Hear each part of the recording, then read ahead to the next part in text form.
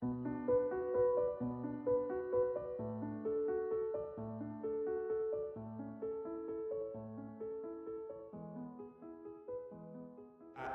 came to ALIM really trying to find out more about Muslim Americans, to be frank, and know that Chicago is a great place and a very big city, and there's a lot of diversity here within the community.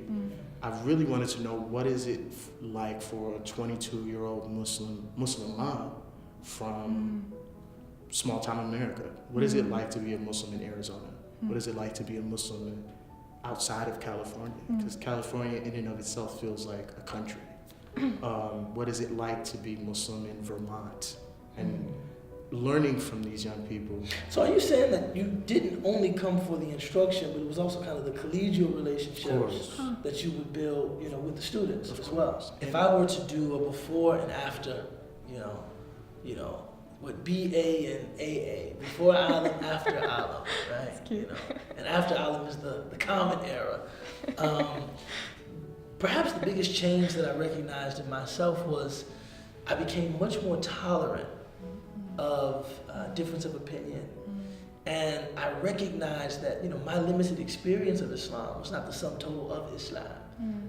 Before that, I think I had this very false sense of, almost omniscience.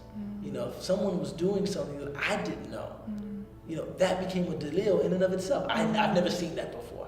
I don't know that.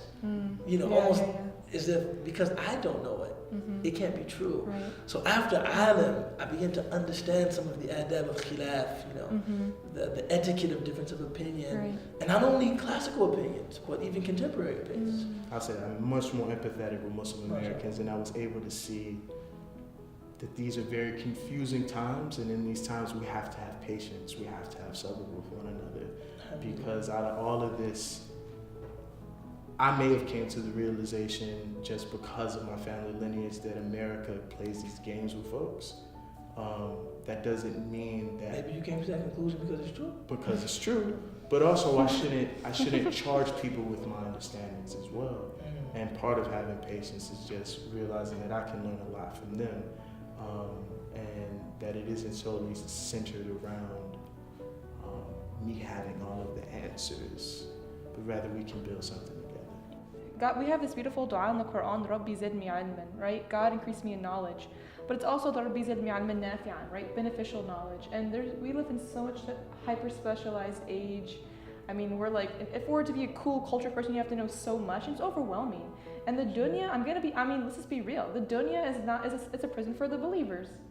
And I'm not trying to be like a cynic or anything, but I'm just trying to say that this world can drive you crazy. Why would that make you Okay, I'm not a cynic. I'm keeping it real. The dunya can drive you crazy, and it's so nice to just be like, these Muslims, we also have similar struggles. And I'm kind of going off a tangent, but the point I want to say is it humbled me. I have to learn a lot more, but I also have to recognize I'm human. I have limits. Be easy. Imam Suhaib Webb. I was talking to him in Arabic. He's like, Nora, shway, calm down. He saw all my energy. He's like, just take it easy, Nora. Just be patient. And alhamdulillah, God has been opening up doors. God is the opener of doors. If you, seriously, if you have the good intentions, and I still have a long way to go, but if you're seeking knowledge, subhanAllah, God opens up his doors for you. I think ALIM has, first and foremost, set a precedence. This is not something new. This is, to my understanding, been going on for at least a decade. More than that? More than that.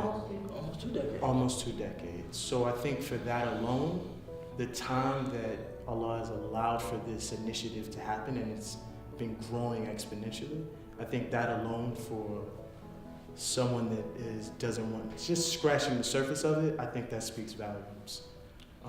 Second, in the context for Muslims in America, there is a great need for institutions, and I think that's just a really big word. I think that we have to just speak on it as how will we be able to be examples for society. I think that we should dream big. I think ALIM has big dreams. If you're an immigrant here, part of your narrative is dreaming. Why not dream about what it is to be Muslim in America? Why not dream about what it will look like and what we can actually offer here in the society? Oftentimes it's seen as like a home run khutbah if someone talks about race or class. Why can't that be something where you have imams that feel comfortable enough in engaging within those conversations? Why can't we dream? Why can't we see our space here in America as malleable along our own terms? Without institutions, you can't make those moves. Without scholarship, where would Islam be in general? If you want to be a proud Muslim, if you want your children, if you want this religion to be a religion of mercy and tolerance and hikmah, as it was for centuries, then please contribute. You have nothing to lose and everything to gain.